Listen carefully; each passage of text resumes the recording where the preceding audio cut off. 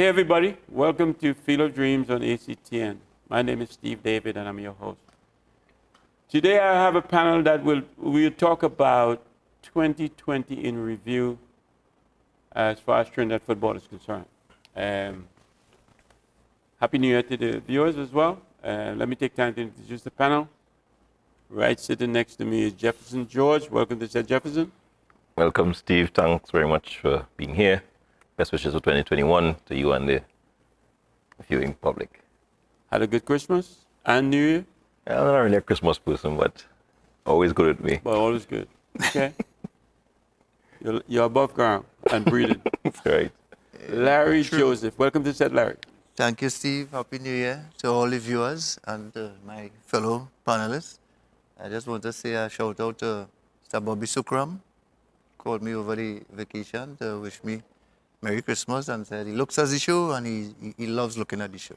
So to Bobby, Happy New Year. You're taking my idol, man, Bobby. Bobby's my boy from way back. But all right, good. Welcome to the set. And Anthony Clark, where have you been? Welcome to the set. Thank you very much, Steve. It's always been a pleasure to be here on this set to talk about football and, in particular, Trinidad football. Trinidad football. I hope we get to talk something about Trinidad football. There's a lot to talk about anyway. Year in review, viewers. You know, guys, it's been a rough 2020. It went by in a blur, and our football shut down completely. And so I want to break it up into 3 or 4 phases. Like first we had a new regime came on to run Trinidad football, and then in 3 months, the first quarter, let's do it in quarters. The first quarter, it was the normalization suspension.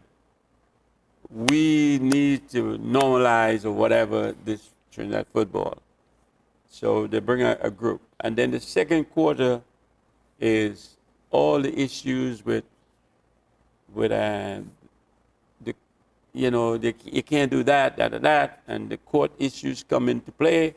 And then that was decided around the third quarter of the year where, all right, you guys are suspended, and came back off a suspension, and now the normalization committee is implemented, right?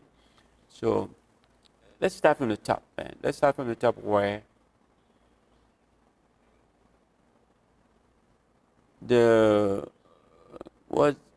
what's the president's name? William Wallace. William Wallace regime was enforced. Mm-hmm.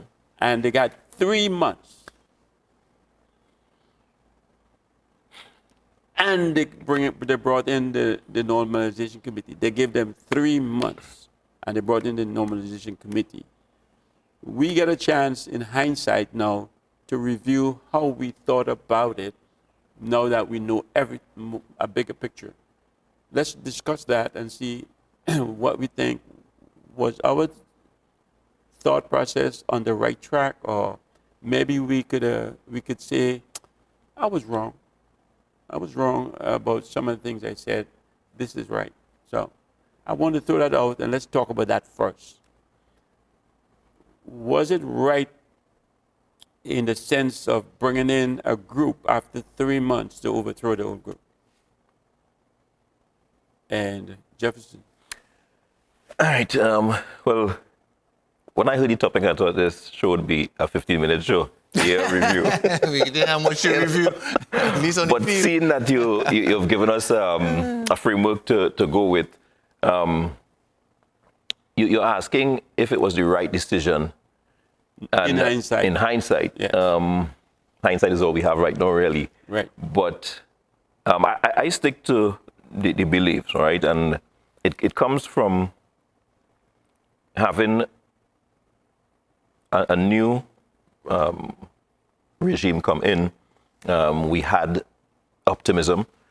Whether that optimism was misplaced or not, I think looking back, we would have had justification for feeling that, okay, we're going to go somewhere with football. We weren't sure. Decisions were made. I'm going to keep it to the field now, right, where there were projections as to how we're going to begin to address football, because that's one of the things in the last, for the longest while, we have been in constant decline. The national senior team was not really performing at a level that us as Trinidadians were proud of. The youth teams weren't as active as they used to be in years gone by. The female program was in real tatters. And I think that in that sense, there was optimism that things would begin to turn around on the field of play. Obviously, there were other issues pulling at that, which was administrative-wise. That is where the normalization came in, and FIFA had to intervene and so on. But I still believe that had it not been for those interventions, obviously we're talking now in a COVID time, so basically football really would not have been able to be played on the field as much. But those waves that we were forced to ride, I think we would not have had to go through those. You see, you notice how he avoided the question he didn't say, but Clarky would. I know Clarky would. You leaving it for Clarky? We have Clarky here. I need to go in. Clarky, was it right? What do you think now? Clarky, yeah, my guesser. Because I think you had thought it was a good and a proper decision. Do you still feel that way? Yes, I do, because you see what people leave out are the facts, all right? The facts of the matter is after a 100-year history of football in Trinidad and Tobago, we owned nothing. This was the first time that an administration gave Trinidad and Tobago football something. People were not following football. All they were listening to as Trinidadians was the Bacchanal and the Commerce and so on, because bad news sells, good news does not sell. I was involved in the football. The administration that was there previously was bringing down the debt that they met. The administration that was there, our funding from FIFA was cut off because the previous administration before that did not do audited financials. The new administration, the David John Williams administration, came in, they got an auditor, they cleaned up the books, they started back to collect FIFA funding, they made arrangements with FIFA and the government to get a piece of land to build a hotel, and that funding was for an income generation project. It was not funding that they moved away to do something else from football.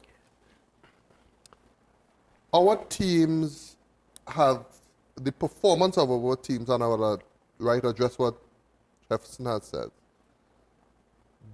began declining since 2007.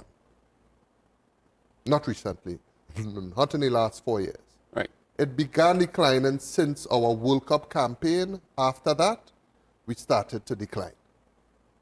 And it just continued in decline. Football is a business, and you need money to run football.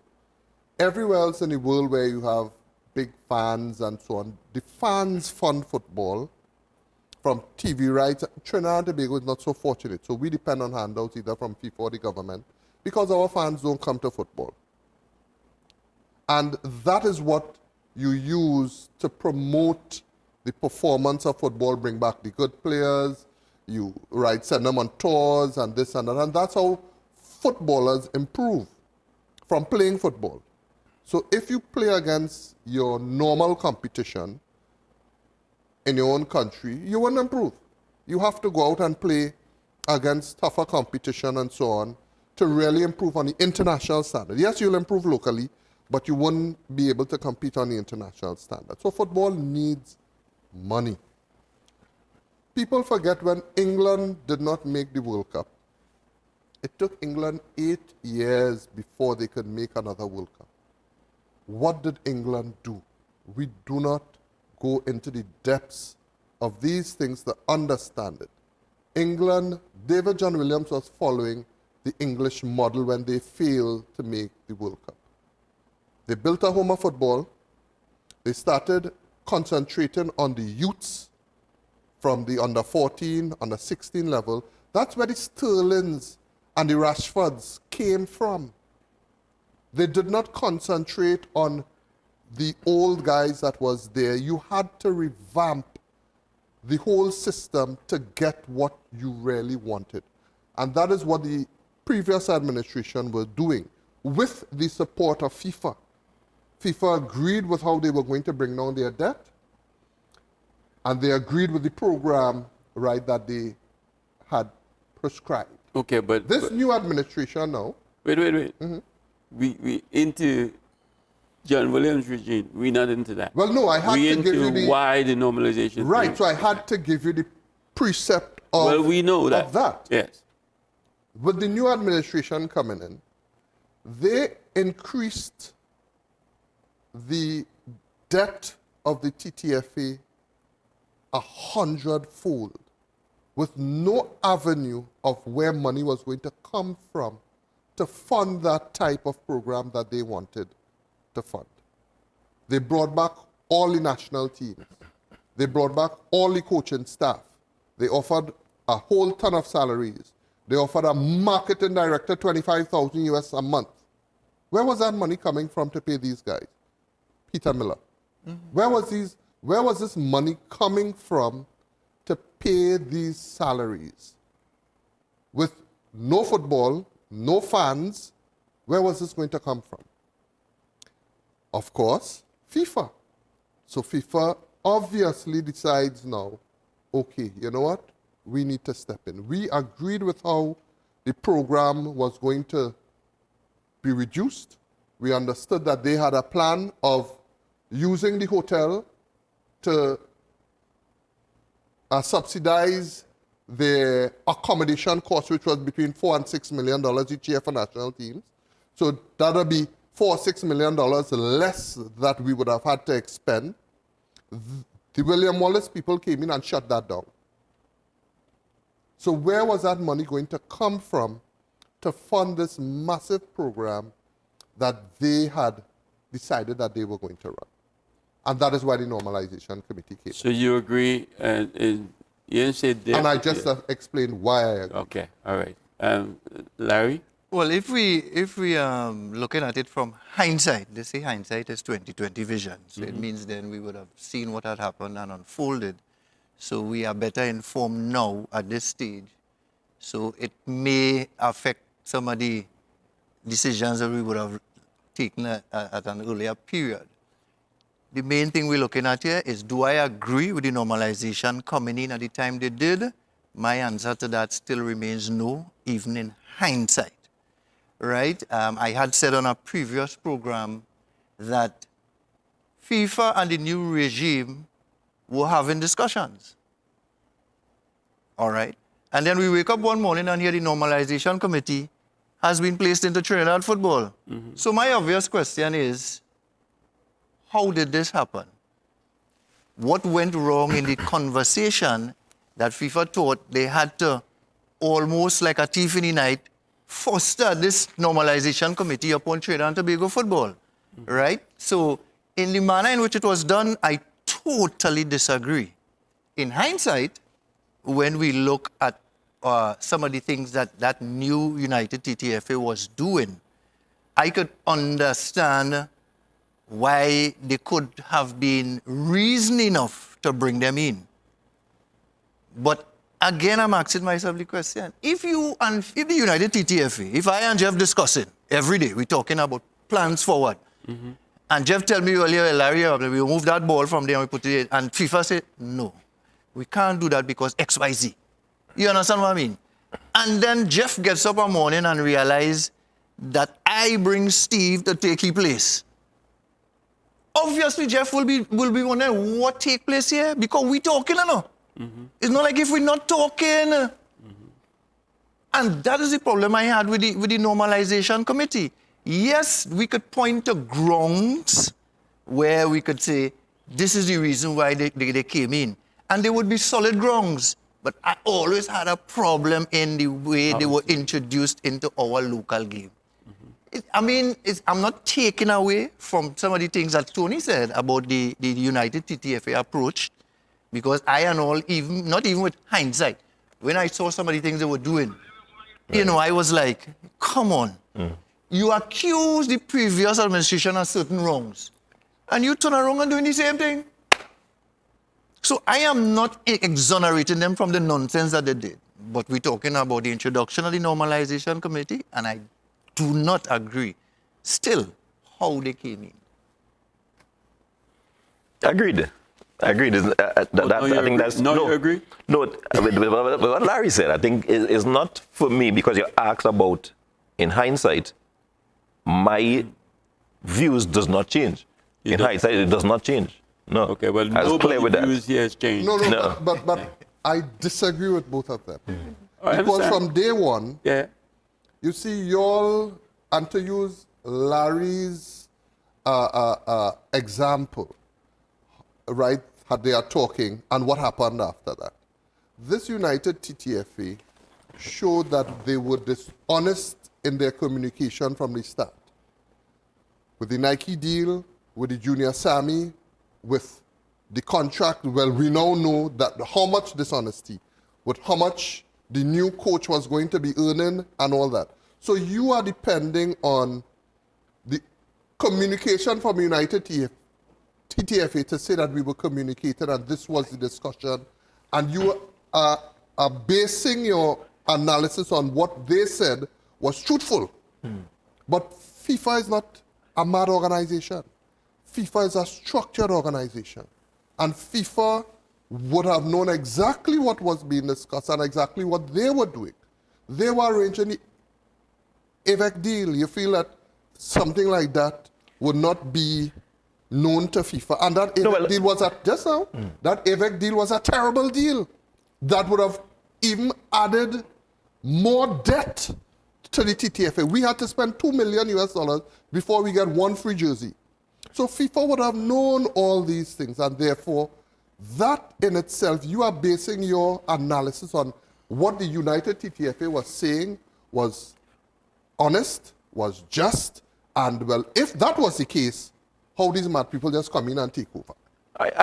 That's what I'm saying, and I still, I'm saying, agreed with my decision. Steve, if I am pulled over for a broken taillight, I don't get the death penalty, right? And that's my. I'm not saying that it didn't have, gross misdealings and issues. If I'm pulled over for a broken taillight, you don't go to the gallows for that. The remedy did not match up till now, even in hindsight, what we know, what was done.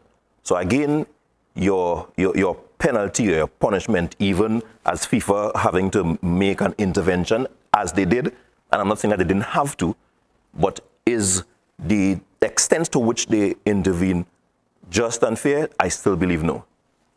And we're going to take a break, but when we come back, I want you guys to think about this.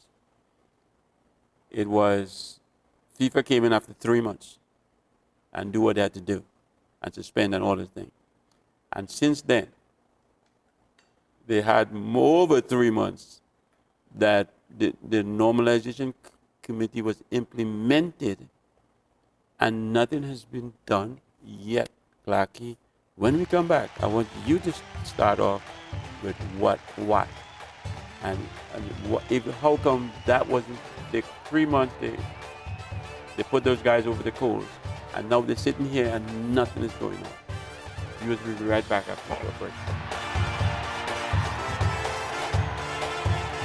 It's clear for anybody who's been paying attention that the issues that have plagued Trinidad and Tobago football was administrative.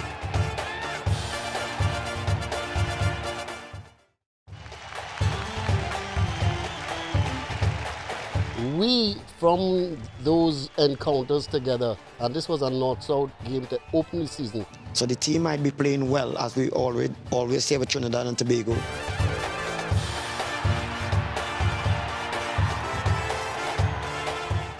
Futsal did that great for me. Okay, hey everybody. Welcome to another edition of Field of Dreams on ACTN. My name is Steve David. I'm your host. Okay, welcome back, viewers. Okay, Tony, this one coming at you to start off, right? Not coming at you for no other reason but to start off. Okay. FIFA gave the normalization committee 3 months. And in 3 months, they Not the sent normalization. in the normalization committee. Not Right? the- right. The sorry, Right, United right, TTF. United Yeah. TTF for 3 months, and they sent in the normalization committee. Now, since all that has happened, and now they decide they suspend it and they lift the suspension and all that, and now it's been more than 3 months and nothing has been done. For our football, we have nothing going on. We don't even know what's going on. All right. So let me Tell me. correct some of your statements first to begin. Okay, because correct. it was the United TTFA that was in place for 3 months, just about 3.5 months, Yes, yes. before FIFA implemented the normalization Right. committee. And that was done, and you realize who they brought in. They brought in a businessman, not the so-called football administrator. Okay. Football is a business. And if a business does not have income or revenue, it cannot operate. Okay. You now have to revamp your business model, and you sometimes in doing that, your store remains closed. Employees are laid off. You have minimal staff. Just restocking or counting how much stock you have, seeing the value of your stock, and then deciding the way forward. Okay. The simple-minded football public and people and administrators, they don't see that in it. They just understand. And that is why our football is in the way it is. Because of who has been running our football for all these years. And the people that are involved in football, they just think that a coach's license is all that is required to be involved in football. They don't get involved in business aspect of football, understand business administration and so on. Our football needs a total revamp. That's why I use the English as an example and indicated it took them 8 years to reach back to the international level. They went back, they focused on the youth, they revamped their organization, they revamped their whole national program, and then they came back and saw results 8 years later. So what are we doing now? So what we are doing is that it is out there that we are over $50 million in debt. We are saying that, or some of us are saying, that the performance of the national teams is what is important. I am saying dealing with that $50 million debt is what is important to eventually get performance on the field. So what are we doing about that 50 So million? that is what is happening now. The normalization committee is checking all the boxes, normalizing things, reducing expenditure, because when you have that kind of debt, within expenditure, it continues to rise. Reducing expenditure, pulling down the national program so that we can deal with that for future performance. You have to normalize it. So only good things can come out from the normalization committee because they are backed by the people who are spending the money. And that is what is important at this stage in our football. I'll let you guys take a piece of that. Yeah, that is a good point. Now, what you were saying, we are going into the second part of the year in review. That period where what mostly went on was litigation, right, between the FIFA, the normalization committee, and the outgoing administration. Now, Clarky made the point about the model and the persons who have entered to normalize and so on. And again, it is clear for anybody who's been paying attention that the issues that have plagued Trinidad and Tobago football was administrative, right? I don't think we have legitimate arguments about that. That is clear. It is not a problem that started last year, last 4 years. That has always been an issue. Our funding is external, all of it, except when we had opportunities to go to World Cups, when you have marketing opportunities for corporate Trinidad to jump on, they did. That's how corporate Trinidad operates, right? Not just corporate Trinidad, actually. That's how a business person will think about it. What is in this for me? And football at ground level, there is nothing really for businessmen in it, all right? The persons who have put their money in, who have invested in football, are people who actually like football. And I mean, we have to be thankful that they stayed invested, and that's how football was able to survive up till this time. So the part of Trinidad and Tobago needing to fix or address that administrative function is clear, and I agree 100% with that. Where I disagree is you cannot choose one or the next, right? Football is the product that we are attempting to sell, that we are attempting to market. If I am going to say that let me fix my business model, let me fix my business plan without having a product, what you are going to get coming to the table will never be sufficient because there is not a viable product at the end of it. Who said that there's no product? Who said that they're only doing one thing? No, I'm saying that's what you mentioned. You said... No, I didn't mention that. I mentioned that the youth, they were concentrating on youth development. Let me go through. Yeah, let me go through because you're saying that is where you're going. You have to be able to walk and chew gum at the same time. You have to build the both trains. The emphasis here, he's saying that they're going at the English model, right, where they put certain things in place, and within 8 years, they were able to rebuild it. One of my criticisms, even with our professional league, was that we attempt to cookie cut, look at other systems, how they are set up, and try to do it here. Trinidad is not Europe. I don't think any European model can work wholesale in our environment, right? It's a smaller economy. It's an economy that is, again, you will need outside help, basically, whether it be government, FIFA, we've not been able to depend on large wholesale buy-in from corporate Trinidad and Tobago, and that will continue to be so. Why? Why? Why what? Well, Why is it that corporate Trinidad and Tobago is not invested in football? No, there are many reasons. I think the main one would be there is an administrative problem that has caused corruption, one, right? That is what... So the word is trust. Trust. Right. Trust. No. Why did David John Williams, hold on. with his W connection, was able to get corporate sponsorship in his club to move his club up? No, but hold on, Clarky. We jump in the gun. I will get there, right? Because at the end of the day, we're talking about two different things. We are talking about a club versus a national program. No, we're talking right? about corporate privately owned. sponsorship. But just keep in mind doing your thing, that maybe the normalization committee is working on the sponsors, like he said, to get rid of the 50 million. And that's where I'm getting at. So and that might come out. No, but and that is why I'm saying that part of it, because the normalization plan, right, will be we're not privy to anything that's going on now. That's why I'm saying I'm not judging that part of it. The normalization committee is in place, and they have work to be done. That work is mainly administrative. Right.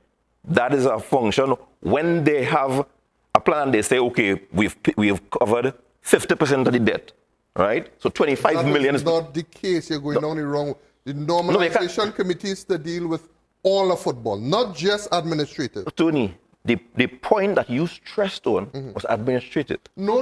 I did not stress on administrative alone. I indicated that what they did was, what they're doing is dealing with the administrative while deciding what to do with the football. And they have decided to focus on youth development rather than a product that they can't sell, which is the senior team and the... But Well, we're okay. saying that, At this but we're point- saying that they're not doing nothing on the field. Well, this is what I'm saying. So on the field, no, hold on, all. Clarky, and that's why I'm saying I get that. Now, the point of them not doing anything on the field at this point is not their fault because there was no football being played, right? So, and that's why I'm saying I don't want to get there yet because we cannot judge that. We cannot judge that because there was no football being played, right? So, and the only team in Trinidad, and the only team that is training right now is not a youth team. It's the senior team, right? Which we're going to have in condition. So that's what I'm saying. We can't try to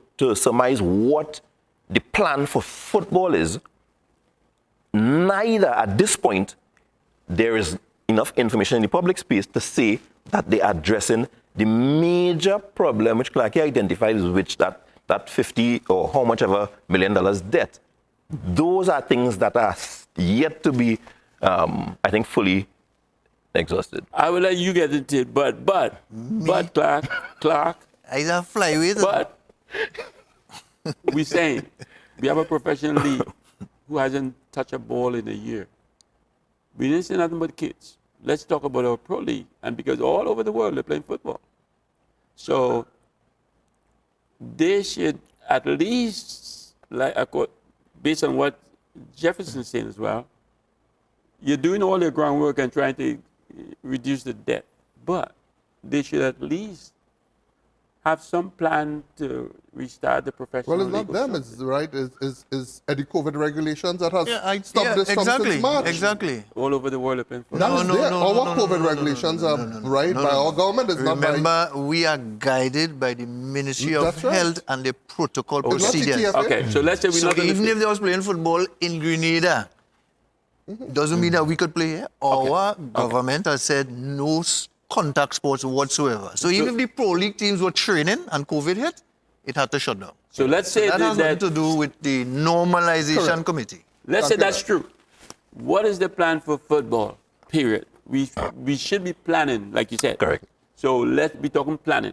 We ain't playing. We planning. What is our plan for football? Let me gain my 2 rounds All right, as a get in. flyweight, and then get we'll in. leave it to the heavyweight to knock out one another, right? Go ahead with yours. Yeah. Well, I want to stick to the question you asked originally, which is Wallace regime got 3 months, and then since that the normalization came in, they've had almost 10 to 11 months.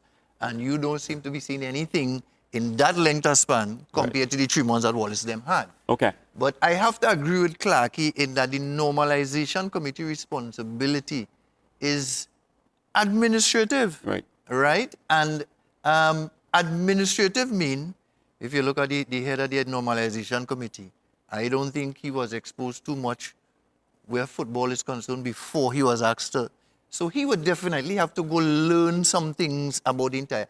So I could understand that would take time, obviously. And then our own situation with the football was in such a mess that he would have to be careful who he listens to because he could get all kind of crazy signals.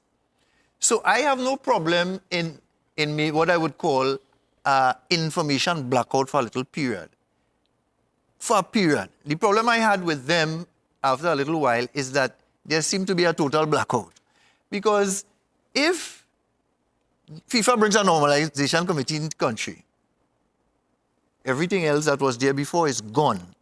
So everybody in Trinidad is sitting down in their homes and waiting for an update from this normalization committee. I don't think that the information was forthcoming, even if you had to do periodical news releases, to just say something, so that in the absence of information, the void had to be filled. In Trinidad, you go follow it with rumor. That is just the culture we have. So that's one thing I had negative about the normalization committee. They didn't give us enough update. As a matter of fact, some of the stakeholders, like the coaches and some of the committees in TTFA, said that the normalization committee was not talking to them. And they are the stakeholders of the game. I don't think the constitution at the TTFA has been thrown aside. So there are some things that even the normalization committee has to abide by according to the constitution. You understand? So, having said that, because of the state of local football, the Pro League was non-existent. The Super League was going through their own traumas, right? So there's some kind of leeway I would give to the normalization committee in trying to wet their feet in finding out some of the matters underlying and otherwise, so they'll be more informed as to what would be the best approach. I think one thing that we can say that the normalization committee was able to accomplish was the payment of the coaches, right, who were contracted during this period, and also payment to the players, right, who had outstanding salaries, some of the national players and so on from there. But let me bring to your remembrance, because we leave out important things. The United TTFA was challenging the normalization committee with who had access to the bank account.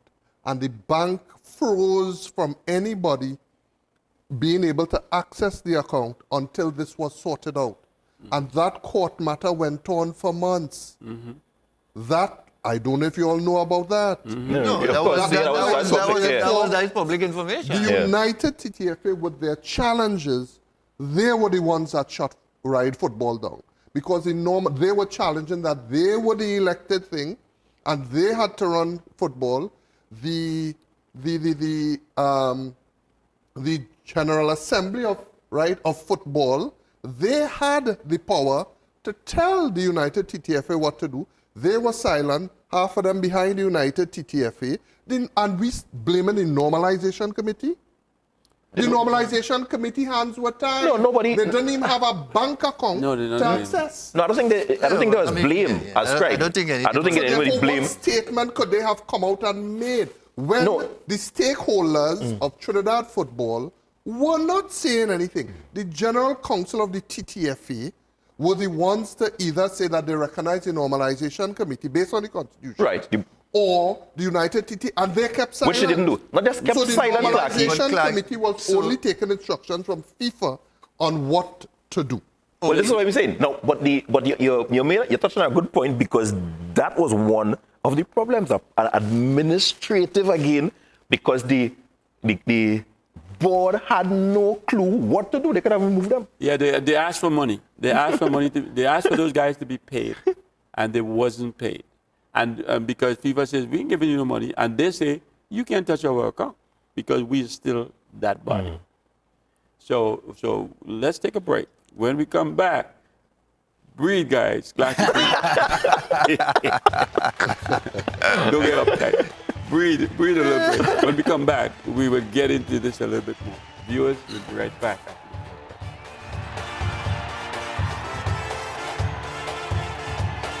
For far too long, we have these old farts running football to the ground because of their selfish interest.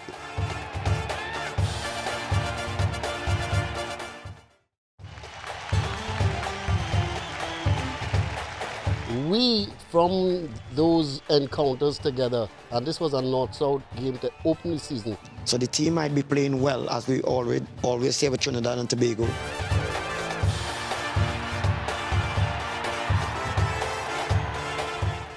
Futsal did that great for me. Okay, hey everybody. Welcome to another edition of Field of Dreams on ACTN. My name is Steve David. I'm your host. Okay, welcome back, viewers. Okay, guys, you guys have totally destroyed my structure. That's a good coach. So what we're going to do is we're going to open discussion. We talk about anything within that as far as, football is concerned or FIFA Normalization Committee is concerned for 2020, because we went from first quarter to last quarter. So now we have second and third quarter to deal with, which is suspension and resolution for the suspension and all that. So I'm opening it up. Let's go down any road, Clarky. Well, I agreed with the suspension.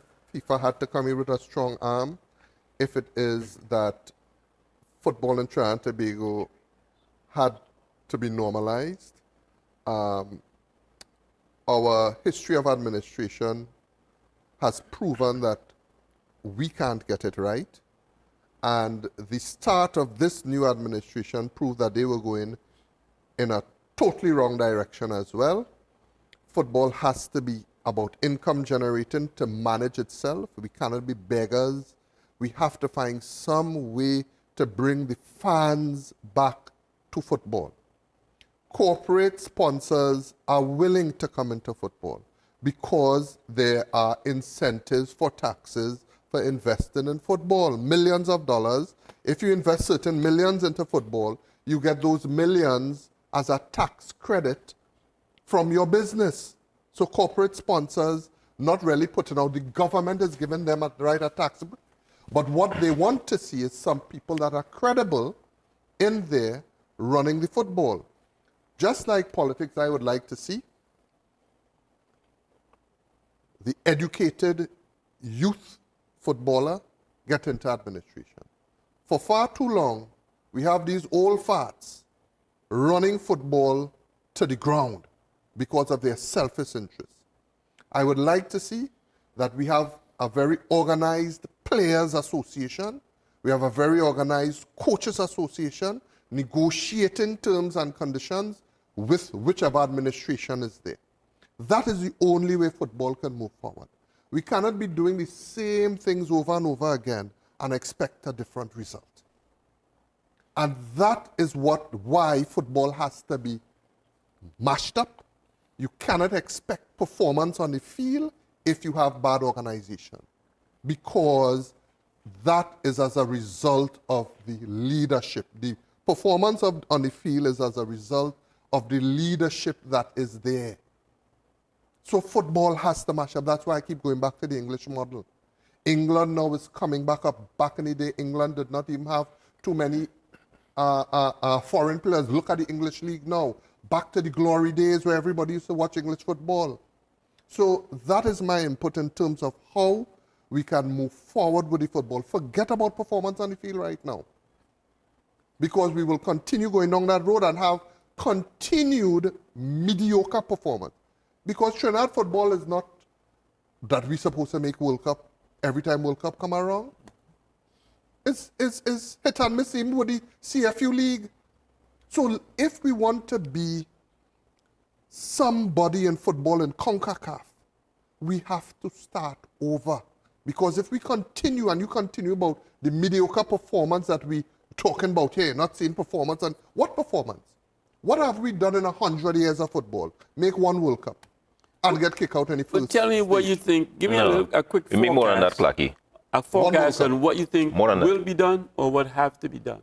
Quick forecast. Well, he don't tell you what has to be done. What has to be done first and foremost, for me, this present crop of senior footballers, and I am counting everybody over 17, because we take too long to produce right, a senior footballer in the first place. Okay. Right? Let them continue earning for the TTFA. Going ahead in the competitions, playing overseas, seeing what competitions they can make, playing overseas games. That is an earner for the TTFA to help continue to take down it. Let us start focusing on our youths for a future generation and properly have our football structured in a way that I just explained. And we don't know what that structure is going to be. What do you guys think the structure should be for Trinidad football? To be honest with you, I think that is one of our biggest problems. Yeah, that's, for me, I think, and I think I've seen the same thing with Clacky, but we got to be able to do the both at the same time. Okay. If it's football I'm selling, I can't think about, let me organize my books, and I don't have a football to sell, right? I need to, yes, have proper books, so I'm being able to get investment and so on, but I must make sure. At what level? Because you are every saying, level. I'm saying only administration. I am saying concentrate on youth. No. That's all I'm saying. That's the way, and that's why I use, we cannot pick a model that does not reflect us, right? I wouldn't even consider England, right? Panama, who is right here in our hemisphere, they don't have a pro league. But since 2009, they have qualified, right, for 3 Youth World Cups, right? Their senior team qualified for a World Cup. And they have done it without a pro league, right? And I think we've been trying to do things that we see in Europe, things that we see in places that have way more resources. If you don't have access to that type of resources, you have to have a plan first. A plan that can cater for doing something within the resources that you have until the resources grow. I can't have a plan to spend $1 billion if I have $10 in my pocket, right? After what am I going to do at $10? Give me an idea of what kind of system. Right, let me first go back. Like I said, we qualified for one World Cup. We've qualified for the under-20 World Cup under Bertil Sinclair. No, we're talking about senior Right? football. Sorry. And these are youth, and I was saying, so we're forgetting about the youth. We qualified for that. We qualified for Egypt under 20. We qualified for Korea under 17. 3 times a country of 1.3 million qualified for international World Cup at youth level. We've So done that's it. what I'm saying, Jeff, that Right? you concentrate on the youth. We've done it. Well, that's what I'm saying. And Yes. for me, I'm not apart from that. We have to do that in order to grow and become better. Right. So for me, there is a serious issue where it relates to our top level football. Right. If we are to encourage young people to play football, we have to fix our top level football. Why? That is what is going to inspire them to be involved in football. The reason youngsters are going into cricket is because they see the success, they see the pliability of people like Pollard and Bravo and these guys. That creates motivation. So while we're saying, yes, the youths are important, there has to be some sort of stability that has to be given to our senior program. And I'm not even calling it Pro League, because I don't think it has to be a quote-unquote Pro League. Because that top flight, whatever we are going to create to have football being played in communities where they can be connected to a live stream of investment. People who sell, people who participate, people who patronize, that they can create, right, a business model within the communities to allow the teams to sell. Jamaica, they don't have a quote-unquote pro league, but they are able to command full stadiums, right? They are able to sell merchandise from the clubs because the clubs are connected to communities. We have to go back to some type of community-based top-level football. The youngsters in these communities will be able to go out and see people who they know play, right? Back in the day, that is how it was. That's how I got interested in football, going out and watching Clarkey and Michael Morris. That's how I know I wanted to goalkeep. Right? Well, you want to be like Lucky. It didn't have to happen in them time. Right?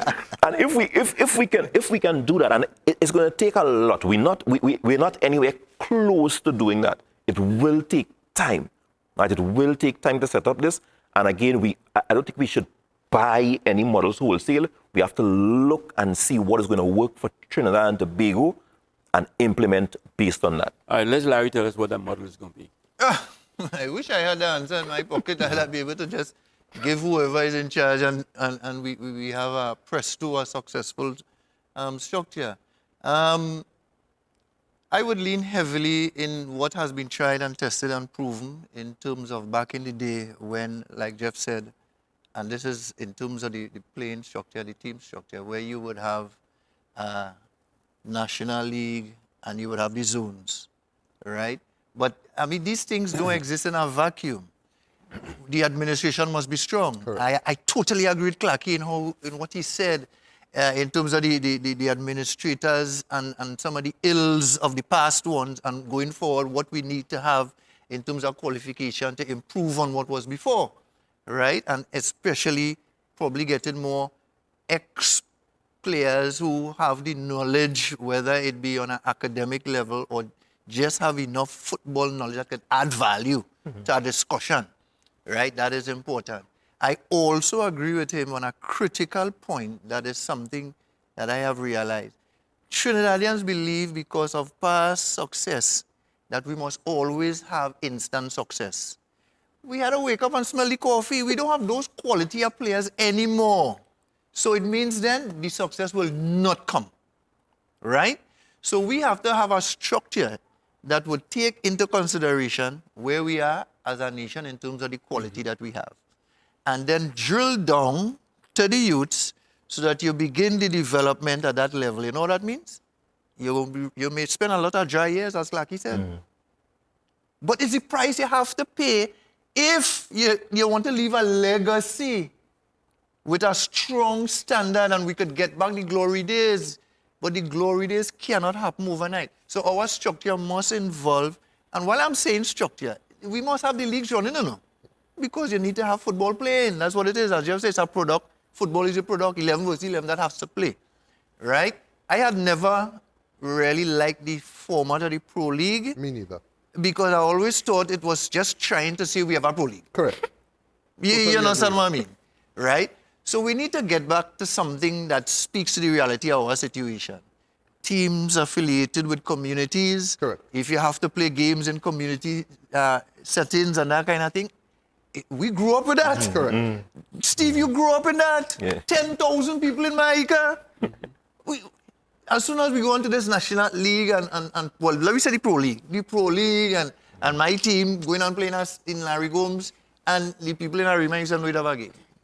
So our structure must connect teams with communities. And the development of the players, all of this happening together, simultaneously, is important. So down into the communities with the community coach, yes, you want to make sure they get certified and that kind of thing, but we can't always depend on certification all the time, because there are some people who can't sit down in a classroom and pass a test. But they could go on our field and coach them fellas properly. So we must think about that also.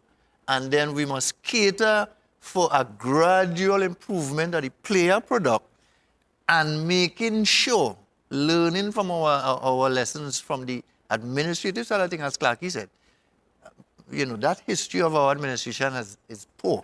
We have to improve, because as I agree with Clarky, as the administration goes, the football goes. You cannot have the administration being one way and the football no way. The administration is the one that will say to the product, this is as fast as we will progress, or this is as far as we will regress. One thing I want to bring to Jeff's attention, because he keeps saying that he don't agree with any international model. Every single international model is community-based.